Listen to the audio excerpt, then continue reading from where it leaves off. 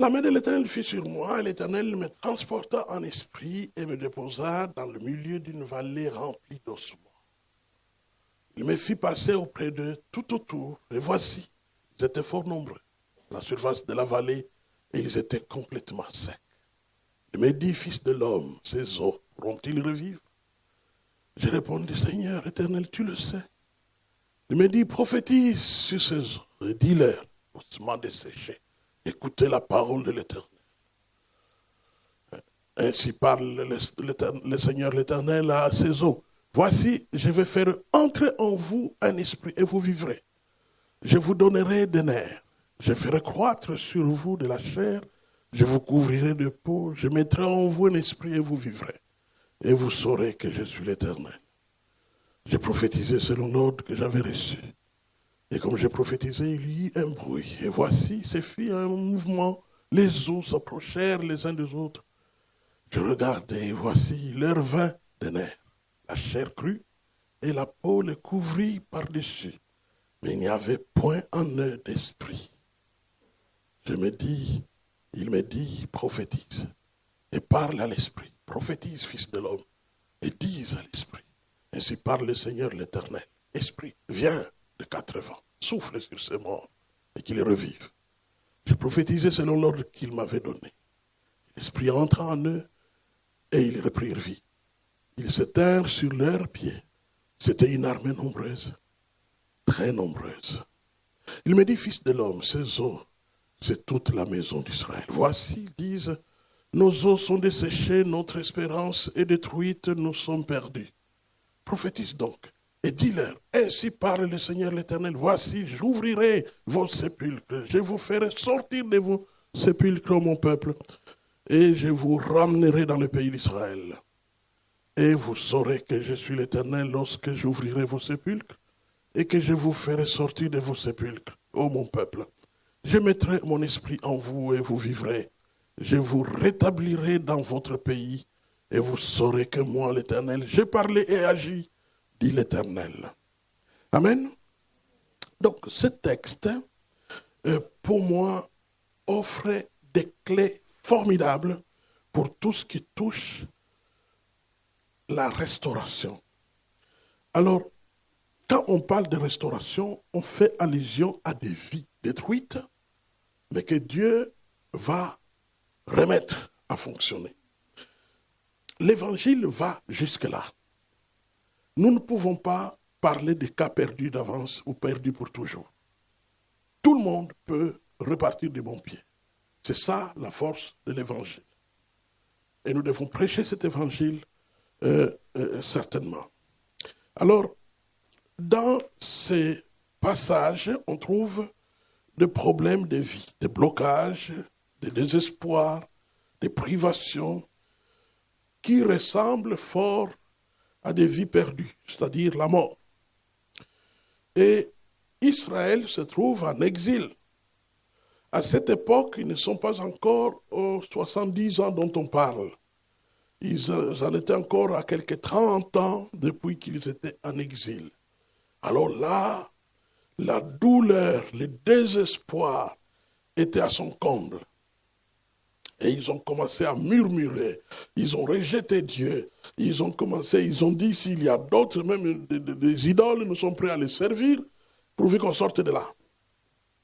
Et c'est à ce moment-là qu'Ézéchiel est envoyé. Et je suis sûr que plusieurs d'entre nous, vous et moi, nous sommes des Ézéchiel de notre temps. Envoyés par Dieu à un peuple découragé, déprimé, perdu. Et nous devons lui donner de l'espoir. Seulement le problème, c'est que nous connaissons les mêmes épreuves qu'eux. Nous passons par les mêmes situations qu'eux. L'emploi, l'argent insuffisant et les problèmes de santé. Vous savez que les multinationales sont sans pitié, n'est-ce pas? Ils vous laissent consommer des viandes avariées ou ils vous laissent consommer des poules remplies de dioxines pendant 5 ans avant de dire que c'est mauvais. Et comme ça, c'est assez que vous soyez déjà là en train de partir. Hein. C'est incroyable ce qui se passe. Et comme nous-mêmes nous sommes atteints, comment aider les autres? Parce que nous sommes dans le même barque. C'est ça la situation. Mais nous devons être différents. Même quand nous souffrons, nous devons souffrir différemment. Les jours où mon fils est parti, emporté par un cancer qui était provoqué par un lieu de travail où il y avait des histoires bizarres et tout ça. Et quand j'ai prié, j'ai dit, Seigneur, maintenant ça m'arrive, il ne faut pas que je parle, je dois me taire. Et l'Esprit me dit, non, si tu te tais, les gens croiront qu'il n'a plus de force parce que cela lui arrive. Il faut que tu te lèves. Et j'ai dit à mon collaborateur qui devrait chercher des prédicateurs pour prêcher, je lui ai dit, tu chercheras des prédicateurs pour exhorter chaque soir. Mais tu me donneras la parole pendant 10 minutes chaque soir pour que je parle au peuple. Et ce sont ces 10 minutes que Dieu a utilisées pour relever plusieurs personnes. Nous sommes le sel, pas de temple, mais de la terre. Nous sommes la lumière du monde. Nous éclairons tout en subissant les mêmes lois que ceux que nous éclairons. Et donc, Ézéchiel se trouve dans une situation terrible. Parce qu'on lui dit, ces eaux pourront-ils revivre? Et lui-même en fait partie. Oui. Il est Israël. Il est solidaire avec ce qui arrive là-bas. Ces eaux pourront-ils revivre? Saurons-nous amener le maximum d'hommes et femmes de France au ciel? Est-ce que vous savez,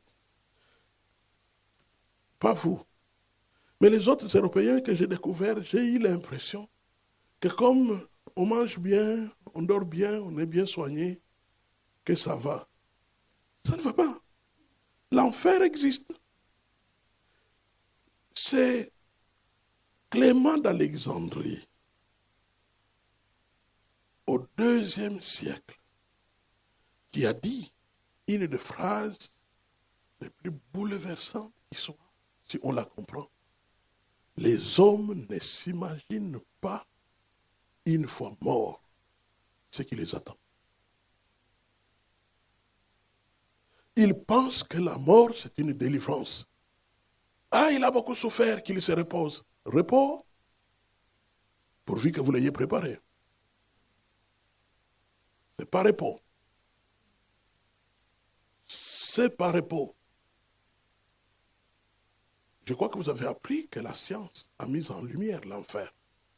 Vous êtes au courant? Eh bien, je vous informe. Puisque nous y sommes. Je vous informe.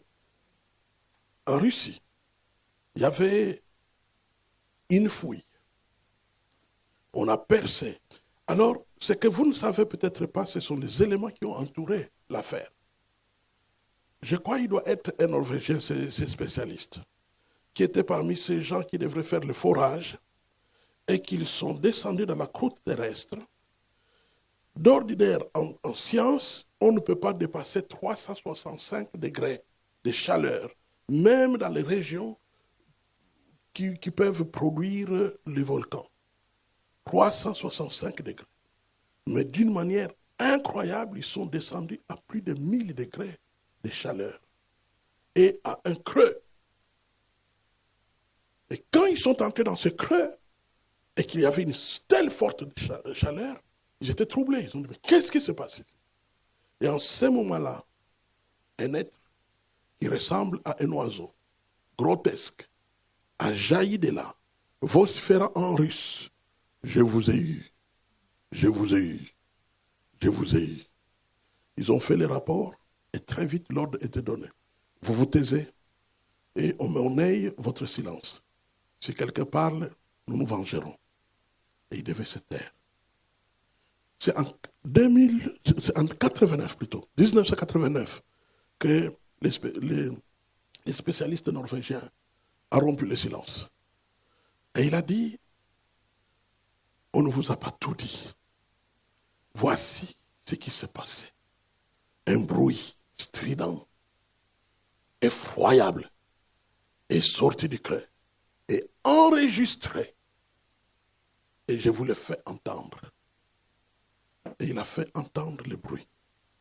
Si vous cherchez bien, vous pourrez trouver sur cet enregistrement sur le net. Parce que ça existe. Et si vous écoutez, vous verrez que vous ne serez pas capable de l'écouter pendant 2 minutes. C'est impossible. Les hurlements qui sortent de là. Et ce n'est pas la première fois que cela est arrivé. C'est arrivé dans d'autres coins de la terre. C'est hurlement de l'enfer. C'est effroyable. Frères, sœurs, l'enfer existe, non pas parce qu'on l'a vu, mais parce que la Bible en parle. Il y a le lac de feu réservé à ceux qui ne croient pas et à ceux qui rejettent l'offre de Dieu de nous sauver. Voilà la vérité. Et parce que nous savons cela, tout ce que nous faisons, c'est une méthodologie pour faire passer l'évangile. Donc, le but de délivrer n'est pas pour que les gens dorment bien, quoi qu'ils pourront dormir bien, que les gens se sentent mieux, quoi qu'ils pourront se sentir mieux. Je vous ai parlé tout à l'heure de cette dame qui a été persécutée, je n'avais pas terminé cette histoire, qui était persécutée par toutes sortes de sorcelleries.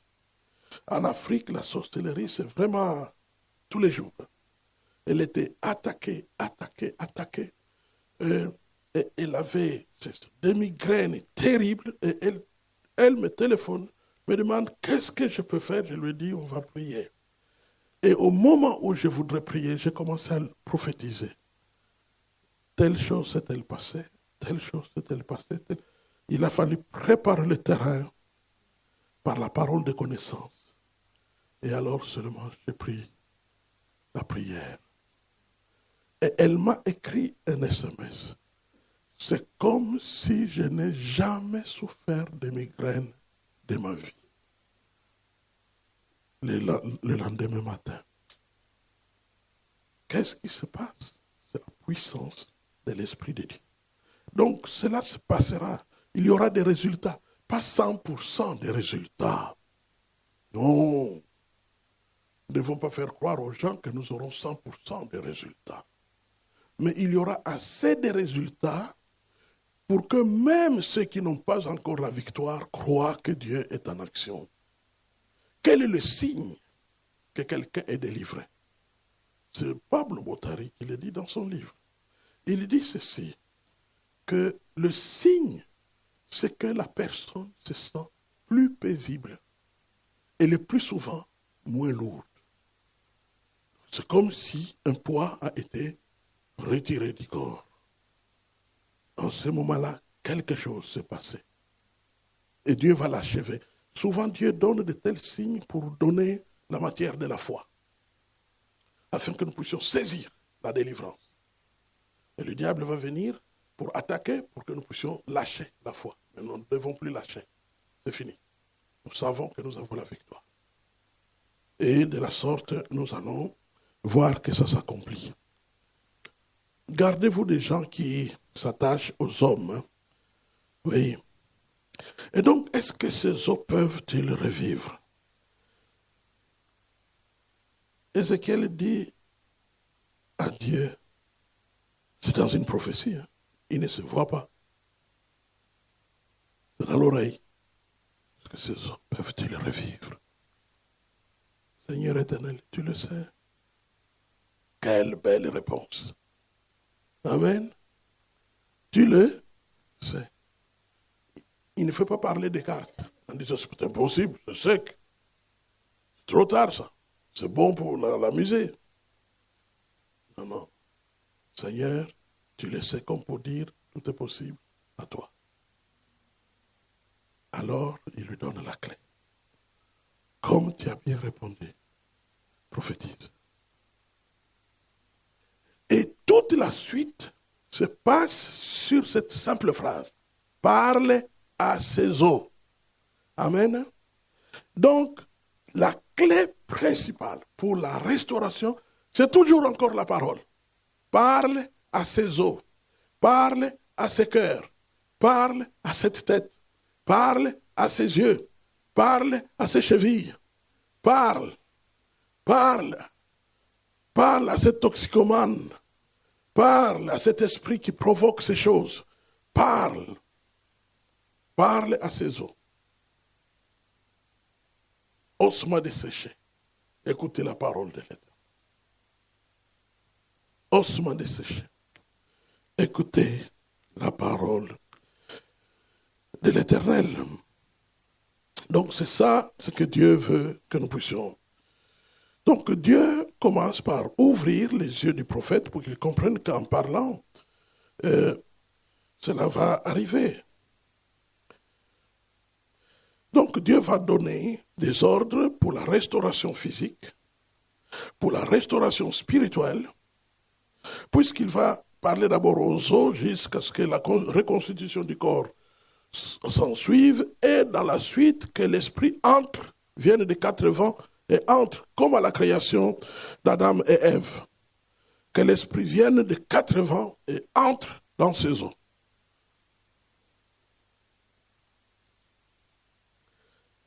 Alors, il y a au verset 11 une question, qu'il me semble, qui se pose. Voici, ils disent, nous sommes perdus. Dites aux gens que vous rencontrez, en vous le disant vous-même, ne dites jamais n'importe quoi sur vous-même. Ça a une puissance.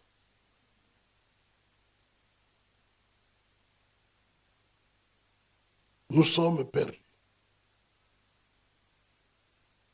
Nous sommes devenus des ossements. Surtout quand vous parlez à vos enfants. Même après un échec cuisant. Même quand vous avez des preuves que l'enfant a négligé. Utilisez des mots positifs.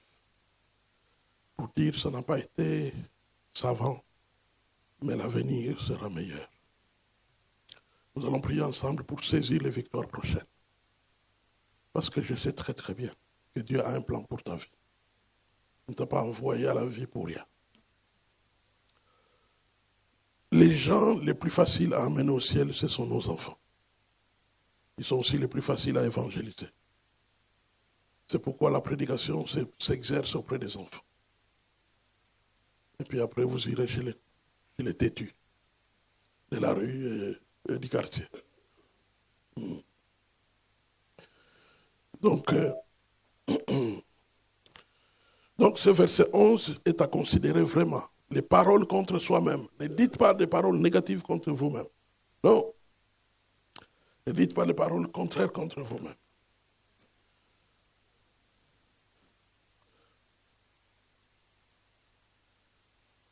Dieu a un double projet, sinon triple projet pour Israël. Numéro 1, lui donner la vie. Numéro 2, faire de lui une armée nombreuse. Et numéro 3, les rétablir sur leur territoire. Ce sont là les trois choses.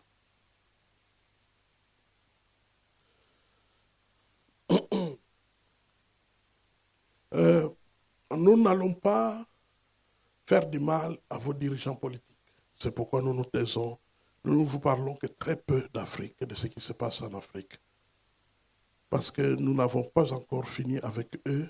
Nous discutons d'abord avec eux. Mais s'ils ne nous écoutent pas, nous leur dirons que nous allons commencer à vous dire ce qu'ils font là-bas. Ils font des bêtises. Ce n'est pas seulement Sarkozy qui devrait être en garde à vue. Ils sont nombreux. Et on en a des preuves irréfutables. Donc, ce qui fait que nous n'avons pas commencé, nous leur disons tout simplement, vous devez totalement arrêter et changer. Si vous croyez à la démocratie, croyez qu'elle s'applique partout. Si vous croyez à la justice, croyez qu'elle s'applique partout. Vous ne pouvez pas dire qu'ici, on ne doit pas prendre les biens d'autrui, que la voiture du voisin, je ne peux pas aller comme ça, et puis je casse la fenêtre, et puis j'entre, et puis je m'en vais. Et sans que personne ne m'interpelle pour dire, c'est la voiture de monsieur Jean. Qu'est-ce que tu fais avec? Non, là-bas, on peut prendre.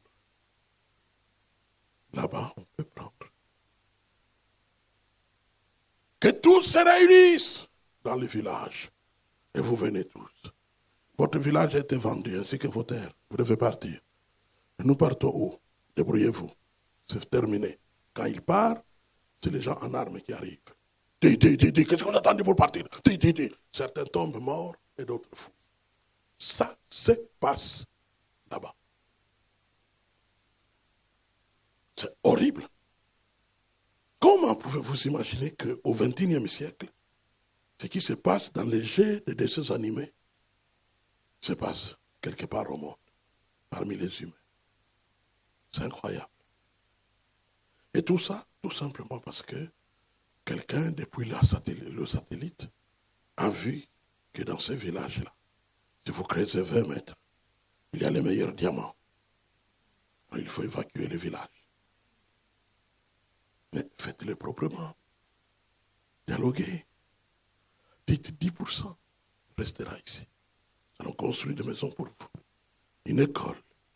Et tout ça. Et nous prendrons 90%. C'est déjà bon. Ils vont s'en contenter. Ils seront heureux. Il y aura de l'eau à boire. L'hôpital, nous n'irons plus à 50, 60 kilomètres. Alors, ça va. Allez-y. Et engagez-nous, nous pouvons vous aider. Non. On les chasse. Et on prend tout. Alors, il y a quelqu'un qui n'aime pas. Et vous avez raison de ne pas l'aimer. Mais parfois, il est un contrepoids intéressant. Je ne veux pas citer son nom. Il a dit, personne n'acceptera d'être un vassal au siècle des siècles. Ça va finir par changer. Un jour, il va dire, moi aussi j'ai des petits droits. Et j'ai besoin que ces droits-là puissent être accomplis. Donc c'est terrible tout ce qui peut se passer. Mais notez ici que Dieu donc a 3 projets. Numéro 1, c'est ramener à la vie. Pour moi, dans la délivrance, dans la restauration, aussi bien dans le renversement des forteresses, ce sont ces 3 projets qui sont importants. Numéro 1, c'est ramener à la vie normale. Numéro 2, c'est devenir une armée, c'est-à-dire capable de se défendre, capable de se protéger. Et numéro 3, se rétablir dans son territoire. Posséder ses possessions. Posséder ses possessions, c'est dans le plan de Dieu. Posséder ses possessions. C'est dans le plan de Dieu.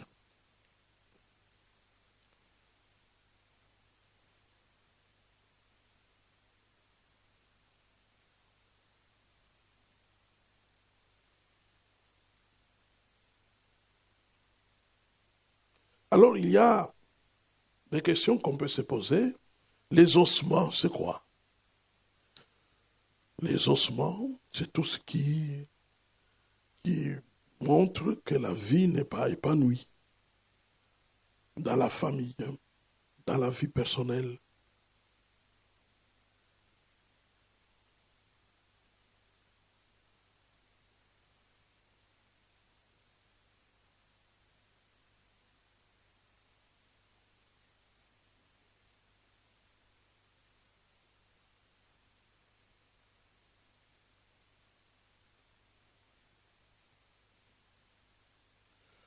Alors, j'ai noté ici l'importance de la parole, nous en avons parlé. Dieu dit,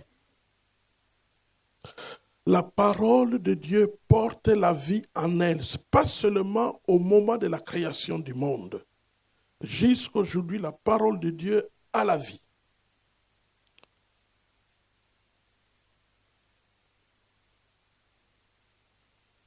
Même quand cette parole passe par la bouche humaine. C'est Colin Dye, n'est-ce pas, de Londres, qui l'a dit. La parole de Dieu dans la bouche du croyant retient sa puissance, ou contient toujours sa puissance. Donc, a le même effet. La parole de Dieu dans la bouche. Vous savez que d'après les témoignages d'Emmanuel, même dans la bouche du diable, a l'effet. C'est bizarre. C'est lui qui raconte ça dans une réunion de sorciers. Emmanuel, c'est un vieux sorcier du Nigeria qui s'est converti au Seigneur.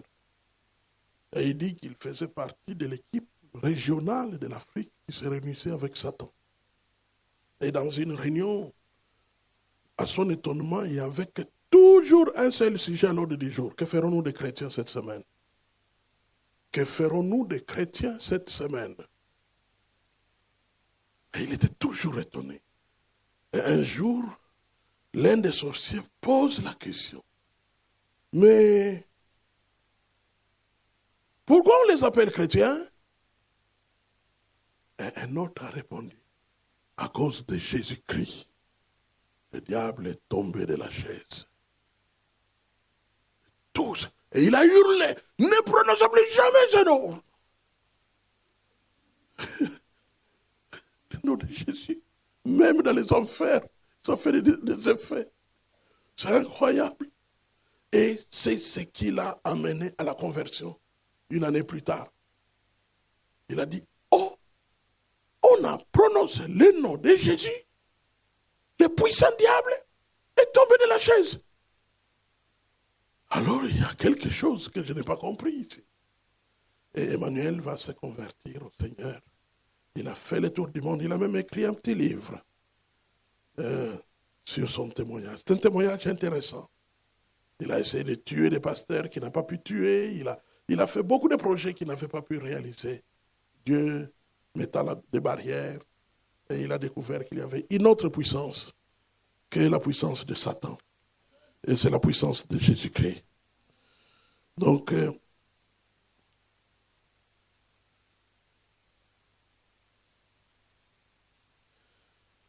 veillez donc dans la constitution de la vivification du peuple d'Israël. C'est comme au temps de la création d'Adam et Ève, donc l'esprit entre et puis la vie va être déclenchée. Ça c'est toujours pour la restauration. Alors il y a quelques citations, je vous épargne de ces citations, ce n'est pas important.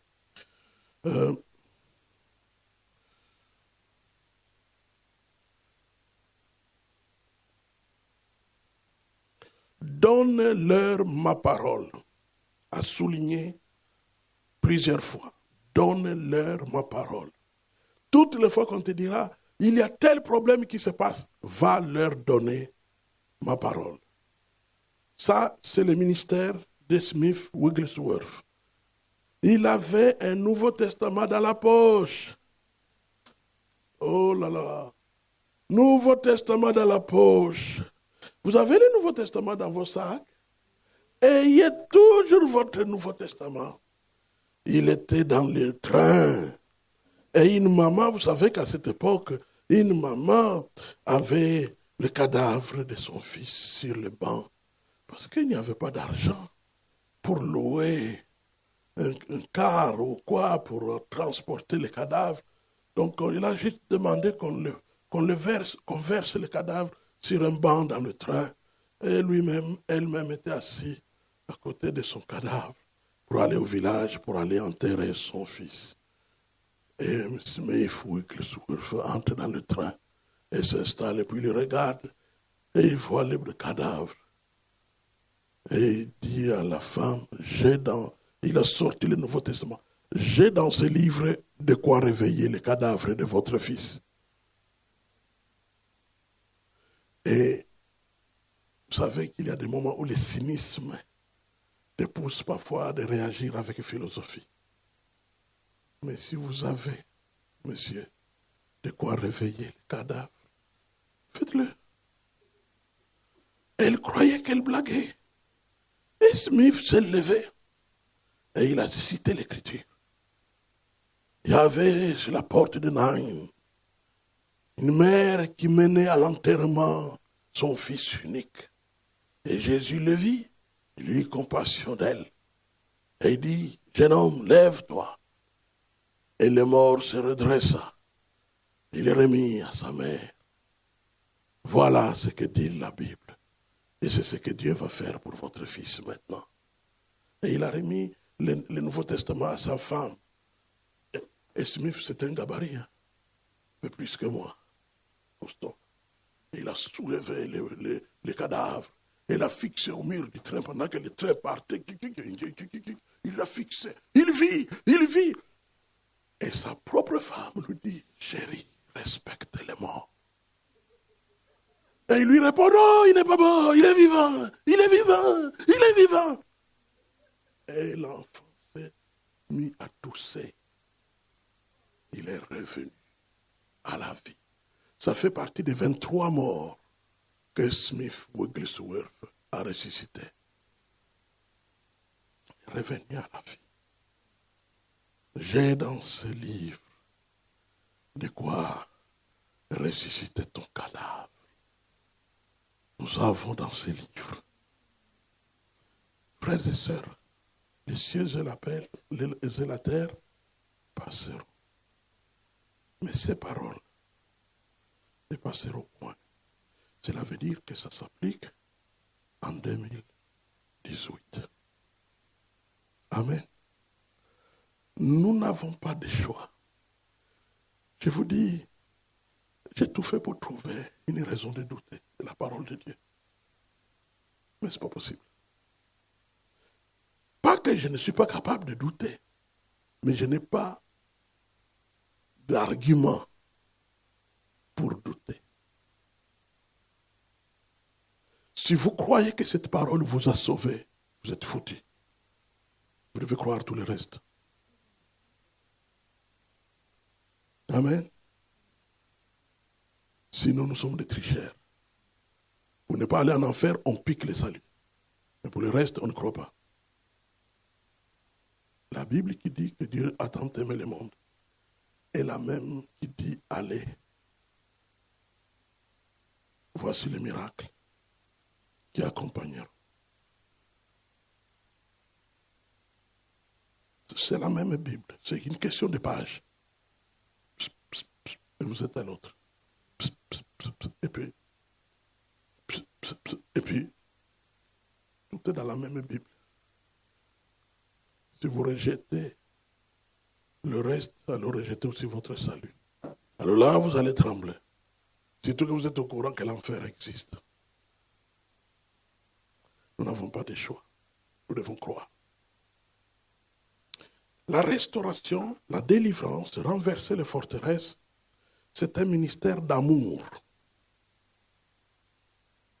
C'est une question d'assistance à personne en danger, de la part de Dieu lui-même. Dieu est aussi un législateur. Voici les problèmes qui se posent chez Dieu. Mon cœur a une volonté pour tous les hommes, mais cette volonté ne s'accomplit pas. Ceux qui me connaissent et qui ont bénéficié de mon pardon doivent faire arriver ma volonté sur la planète Terre. C'est là où se trouve le sens de la fameuse prière que ton règne vienne. Mais qui fera venir ce règne? C'est la foi. C'est la foi, la main de la foi. Un jour, on pose la question à Smith. Mais Smith, et quand tu n'es pas exaucé, qu'est-ce que tu fais? Les gens s'attendaient à ce qu'ils disent, je persévère. Mais sa réponse a fait, il a dit, si je ne suis pas exaucé, je monte au ciel pour aller prendre Dieu et l'amener sur la terre pour qu'il l'accomplisse. Ok, si tu ne m'exauces pas, alors Jésus revient sur la terre, parce que toi au moins, tu t'es exaucé toi-même. Tu as tout accompli. Tu étais là, tu guérissais, alors reviens. Si tu ne veux pas nous utiliser, nous qui sommes là, alors tu descends, viens. Oui. Cette femme, vous savez que l'apôtre Smith, c'est l'apôtre de la foi, c'est pourquoi nous faisons passer ces paroles. Parce que cette femme d'un ancien qui était en train de mourir d'un cancer, on lui dit, viens prier pour... Et puis, ils étaient en équipe. Et alors, le pasteur qui prie, Seigneur, si telle est ta volonté, guéris notre sœur. Amen, amen. Et puis le deuxième qui prie aussi, le troisième qui prie. L'histoire nous apprend que Smith Wigglesworth était rempli de rage et de colère quand il entendait ces prières de proposition. Et quand ils ont fini, son tour est arrivé, il a pris la bouteille d'huile. Et puis il a saisi à la main, lève-toi et marche. Et c'était terminé. Elle était guérie sur le coup. Donc, c'est pour dire jusqu'à quel point, parfois, nous avons l'impression. Ça fait que, il y a même ce qu'on pourrait appeler des histoires. Des histoires qu'on a de la peine à croire.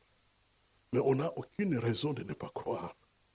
Vous savez qu'une fois, on raconte, moi je n'ai pas lu ça, mais on raconte que Smith Wigglesworth, on lui a amené un enfant mort. Et il a demandé aux gens qui l'ont amené, voulez-vous que je fasse sur votre enfant ce que Dieu me dit? Ils ont dit oui. Et il a jeté l'enfant au mur. Quand il est tombé, il s'est mis à pleurer. Il était ressuscité. C'est incroyable. Au fait, si j'ai le temps demain, j'en discuterai d'abord avec les leaders. J'oserais vous dire comment moi je sens que Dieu me parle.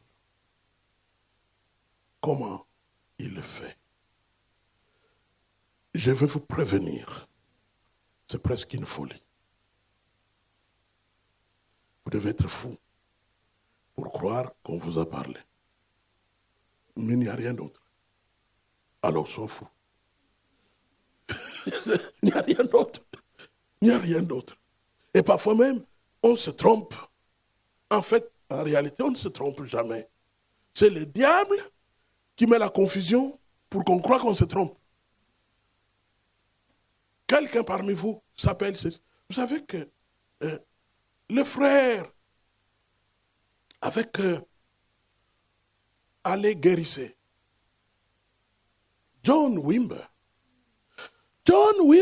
qui a été professeur de théologie à Fuller Seminary, qui est dirigé par un collègue de Peter Wagner. Et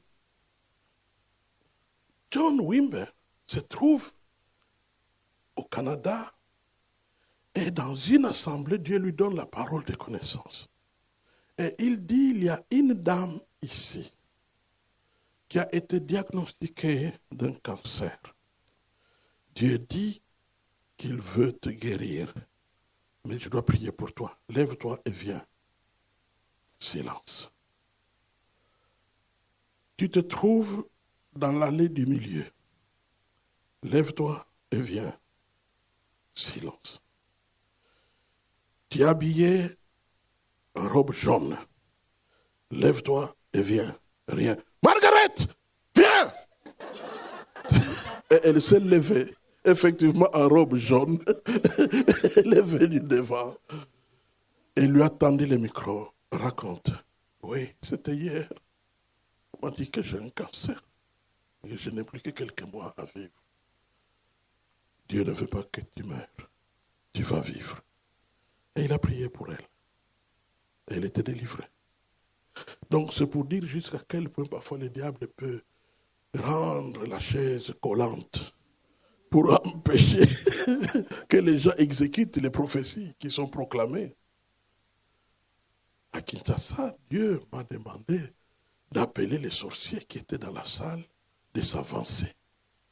Quel risque! Vous êtes sorciers et vous êtes un bon nombre ici. Levez-vous et vous venez. 5 se sont avancés. J'ai dit, ce n'est pas 5. Il y a plusieurs qui sont là. Vous devez être au moins une vingtaine. Levez-vous et venez. Silence. Ok, nous allons prier pour cela. Nous avons prié pour eux.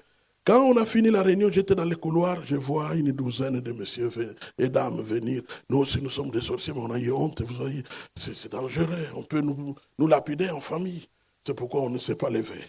Mais non, mais il fallait le faire. Il fallait le faire parce que Dieu était en train d'agir pour vous libérer. Maintenant que vous venez me voir ici, je ne peux rien pour vous. Mais cherchez des serviteurs de Dieu. L'onction est souveraine. Ne liez jamais l'onction dans une boîte. Et surtout ne prenez pas des engagements à sa place. Ce soir, ça va bouger. Si vous prenez des engagements, l'onction vous laisse tomber. Sauf si elle vous a parlé. Si elle vous a promis qu'elle va agir, elle va agir parce qu'elle est fidèle. L'onction ne trompe point. Amen. Pourquoi je vous en parle? C'est parce que j'ai eu de nombreuses occasions où l'onction m'a laissé tomber. Oh, ça fait mal. Quand tu es habitué à voir la puissance de Dieu se manifester, et là tu as le froid, le doute et l'incrédulité qui règnent sur toute la salle, alors en ce moment-là, tu commences à te poser la question, quel était mon premier péché? Et le deuxième, et le troisième, et le quatrième. Tu as envie de fuir. Parce que tu parles dans le vide. Il faut que tu la découvres et que tu travailles et que tu coopères avec elle. Quand elle veut agir, quand elle veut accomplir des choses, il faut lui obéir. Quand elle met une conviction, obéis. Si tu n'obéis plus, tu n'obéis pas, il ne te parle plus. Parfois même, il peut faire passer 3 mois. Alors quand tu vas pleurer de manque d'inspiration, il te parle encore. Alors il faut obéir. Il faut obéir. Il faut toujours obéir. Toujours obéir. Toujours obéir. Toujours obéir. Je me trouve à Brazzaville et je suis allé voir le pasteur Serge Djabatou. Nous sommes en train d'entrer dans la concession de son temple, parce que les bien-aimés là derrière connaissent Djabatou. Et nous entrons dans le temple, enfin dans la concession de la temple à partir de la rue, et on voit un homme sortir de là. Et Djabatou me dit, c'est votre compatriote. Alors je le salue à Lingala. Donc, bonjour frère. Il m'a répondu et il est parti. J'ai fait un pas, Dieu me parle. Donne-lui $200. Je n'ai pas dit un mot à Djabatou. J'ai directement fait demi-tour. J'ai fait un petit pas. D'accord, j'ai ceci pour toi. Je lui ai remis $200. Il a dit, ah! Mais je n'ai même pas eu le temps de l'écouter. Je suis retourné pour continuer avec Djabatou. 2 ans se sont écoulés. Assis dans mon bureau à Bruxelles, je vois 2 hommes qui entrent, dont l'un d'eux était souriant comme au ciel. Vous connaissez les Africains, leurs dents sont tellement blanches que ça a tenu un peu d'autres dégâts. Et donc, très souriant, et il me pose la question, est-ce que vous me connaissez? Je dis non. $200. Je dis, ah ça oui. Dieu m'avait demandé de vous donner $200. Il a dit, je venais de faire 3 jours sans manger, moi et mes enfants. Et les $200 nous ont permis de manger dans la suite des temps jusqu'au jour de notre voyage. Donc, Dieu peut situer même son argent dans votre poche. C'est incroyable. Je sais que c'est difficile de croire à ça. Mais si vous n'obéissez pas régulièrement, vous ne pourrez pas collaborer avec Dieu dans d'autres situations. Il faut s'exercer à toujours l'écouter et faire. Tu écoutes, tu fais. Tu écoutes, tu fais. Tu écoutes, tu fais. Alors il va ajouter d'autres situations, d'autres situations, d'autres situations. Amen. Et de la sorte, il fait avancer le travail qui doit se faire. Que Dieu soit loué. Donc, donne-leur ma parole, c'est vraiment... Vous savez, Psaume 107, verset 20, que dit la Bible? La Bible dit, il envoya sa parole et les guérit. Il envoya sa parole et les guérit. Donc, la parole envoyée aux malades les guérit. La parole envoyée aux possédés les délivre. La parole envoyée à ceux qui sont découragés les restaure et renverse les forteresses. Et même ils peuvent devenir une armée. Et vous savez que Israël est devenu une armée puissante. Je crois que vous êtes au courant de tellement d'informations sur Israël. Jamais peuple n'a été aussi puissant, militairement parlant. Ils sont les conseillers des armées de la plupart des grandes puissances du monde entier. Lorsqu'il y a eu les attentats que nous déplorons, c'est par une parole de connaissance que Dieu m'a fait échapper. C'était le jour de mon voyage. Je devrais être à l'aéroport, inévitablement. Je devrais être à l'aéroport, ce jour-là. Je venais de Londres, je suis arrivé à Bruxelles, le 21, il y a eu un accident, je crois que quelqu'un s'était fait tuer sur les rails. Donc nous quitterons Londres le 20 pour arriver à Bruxelles le 21 et l'attentat s'est passé le 22. Et donc, comme nous sommes arrivés à Bruxelles à 4 heures du matin, j'étais totalement fatigué. Mon épouse me dit, c'est bon que tu te reposes, on peut repousser d'un jour ton voyage. J'ai dit, bon, on va voir ça. Au moment où je monte à l'étage pour aller dormir, l'Esprit de Dieu me dit, tu pars maintenant. On fait la valise, on doit partir. Et on a fait la valise, je suis directement allé à l'aéroport le 21. Si j'avais gardé en me disant, laisse-moi me reposer, le 22 j'irai, peut-être que je serai au ciel. Oui. Et donc, pour sécuriser cet aéroport, on a fait appel aux Juifs. C'est eux qui sont venus travailler. Ces bouts d'hommes-là, les plus souvent courts, avec des cheveux bizarres et indifférents. Ils ne sourient pas facilement. Les Juifs sont là. Fais ça. Toi, tu passes par là. Et ils ne te regardent même pas. Ils s'attendent à ce que tu obéisses. Oh Lord. C'est une armée nombreuse. C'est une armée puissante.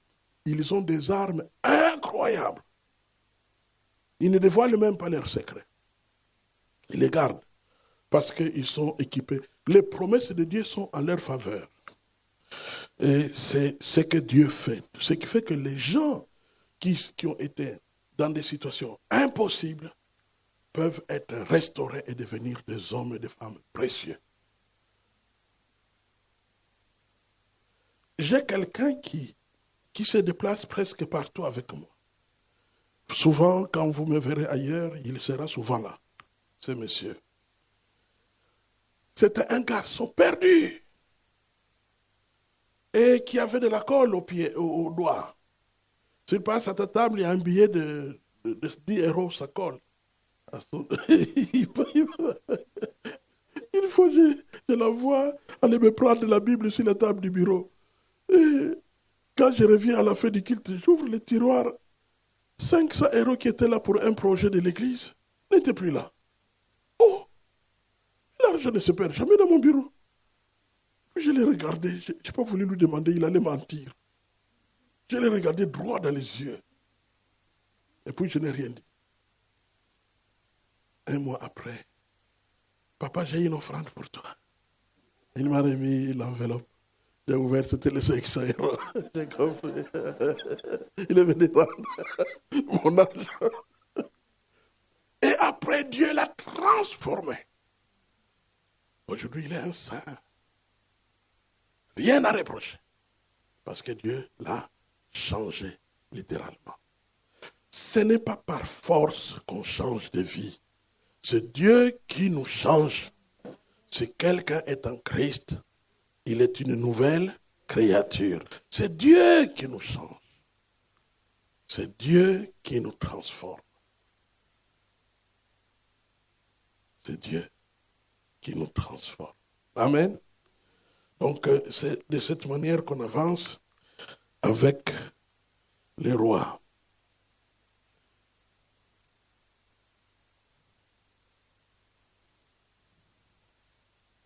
Il y a des moments où il y a des réparations. Des réparations que Dieu apporte dans notre vie. Mais alors, il y a une question que j'aimerais bien poser.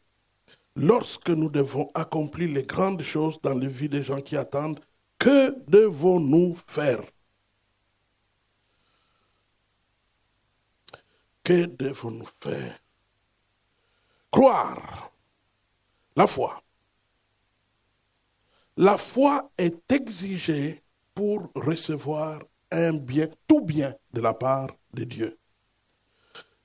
L'espérance, c'est recevoir des biens dans l'éternité. Donc, l'espérance engage l'éternité, engage le pas encore, tandis que la foi engage le déjà. Dès que tu dis foi égale déjà. Voir la chose n'est pas ton problème. Déjà. Tu crois, c'est déjà fait. C'est déjà fait.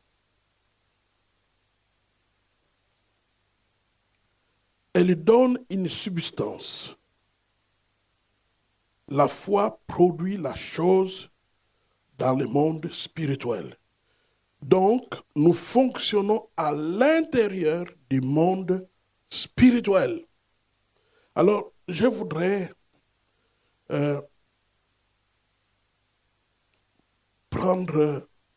je prendrai plus de temps peut-être, je ne sais pas quel sera l'emploi du temps, je n'ai pas regardé mon horaire.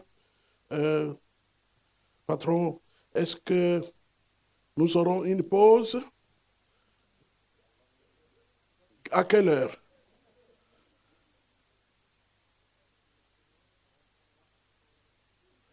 Ok, il est maintenant 13 heures? Oh, dans 2 minutes. Ok, alors donnez-moi les 2 minutes. Je vais, je vais vous faire ces quelques remarques. La foi et l'espérance se distinguent sur le plan chrono, simplement. Espérance future, foi présent.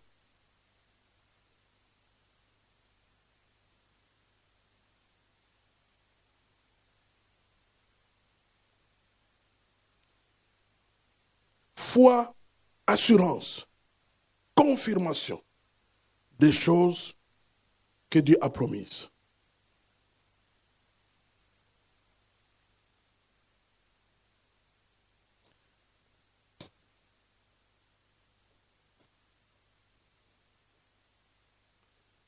Saisir la chose.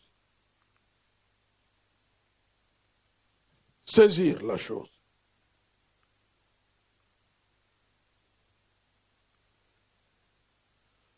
Nous devons abandonner notre premier temple à Bruxelles.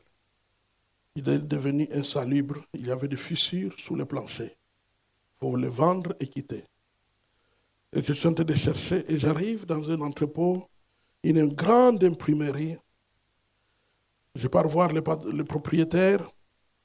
Nous discutons. Il me dit, oui, il y a une grande salle là, mais il y a beaucoup de machines pour le moment, mais ils vont déménager. Et je pars à la fenêtre. Je regarde et je vois beaucoup de machines et des bruits de machines. Et puis tout à coup, je vois une foule de gens qui sont en train d'adorer. Je saisis la foi. Déjà, j'ai téléphoné au diacre. J'ai trouvé le temple. J'ai trouvé le temple. Ils sont venus. Ils ont regardé. Ils ont dit, waouh, ça c'est une merveilleuse vision. J'ai dit, oui, c'est une merveilleuse vision. Et puis j'ai demandé aux membres, erreur, de venir voir les lieux où nous allons mettre le temple. Quand ils sont venus, ils ont regardé. J'ai dit, où est-ce qu'ils vont trouver l'argent pour faire ça? Mais qu'est-ce qu'ils vont faire ça? Combien ça va coûter tout simplement? Et quand nous avons fait l'assemblée pour s'entendre, qu'est-ce que nous allons faire? Une dame a levé la main. Elle a dit, pasteur, avec tout le respect que je vous dois, c'est une distraction du diable, cette histoire de ce temple. Ça ne s'accomplira pas. Et je ne pouvais pas lui répondre. Parce que ma parole est parole de Dieu. Je risquerais de dire une chose qui pourrait la détruire. Je me suis dit, les gens ont parlé, les gens ont parlé. Je leur ai dit, prions. Seigneur, merci de ce que tu nous donneras le temple. Amen. Et nous avons quitté. Et quelque temps seulement après, Dieu a ouvert la porte d'une manière inattendue pour trouver tout l'argent qui était nécessaire pour acquérir. Aujourd'hui, nous avons le plus grand temple protestant de Belgique. Le plus grand, 1000 places assises. Et Dieu a commencé à agir d'une manière incroyable. C'est la foi. Mais il y aura des moments où la foi n'aura pas d'effet. Je me suis battu pour ramener mon fils à la vie. C'était terrible. Lorsque ce fils de 31 ans rendait l'âme, j'étais là. J'étais là. Dieu a voulu que je sois là. Que je ne vienne pas apprendre la nouvelle. J'étais là. J'étais en train de prier avec un frère. Et puis tout à coup, il a ouvert les yeux alors qu'il n'ouvrait plus les yeux. Il a ouvert les yeux. Il a regardé vers le plafond. Et j'ai compris qu'il était sorti en ce moment-là. Et j'ai commencé à prier. Mais j'ai senti un vide intérieur. L'esprit voulait me dire, stop. Stop. Ne fais pas parler tes sentiments. Ne fais pas parler tes émotions. J'ai un plan pour chaque être humain. Stop. Moi, je n'ai pas eu de résultats comme Smithfield. Est-ce que vous avez entendu l'histoire de Smithfield sur la mort de sa femme? Oui. Reviens, chérie, reviens! Reviens vite! Elle ouvre les yeux, ressuscité. Elle a dit, chérie, tu déranges. C'est mon temps. Bon, ça va. Bon, elle est partie. Lui-même est mort debout. Il n'était pas malade. En fait, les histoires, ça sentait quand même là, hein, parce qu'il portait des couches. Je ne sais pas si vous savez. Il portait des couches. Des morilles, des machins, tout ça. Il portait des couches. Et il a posé la question à Dieu, mais pourquoi, Seigneur, je ne suis pas guéri? Il lui a dit, parce que tu n'as pas de foi. Un apôtre de la foi n'avait pas la foi. Ça peut arriver. C'est pourquoi la foi, ce n'est pas, tu la saisis le matin et c'est pour toute l'année. C'est comme la manne. Ça se renouvelle au jour le jour. Sinon, ça t'abandonne. C'est comme les muscles. Je crois que vous avez appris, n'est-ce pas? Que les muscles se changent en graisse. Il faut s'exercer. Sinon, à un moment donné, quand tu touches directement à l'os. Ouais. Il n'y a plus que la graisse. Il faut s'exercer. Donc c'est comme ça la foi. Ça s'exerce au quotidien. C'est la raison pour laquelle on a établi la loi de la persévérance dans l'Église primitive. Pour entretenir la foi du peuple de Dieu. Amen.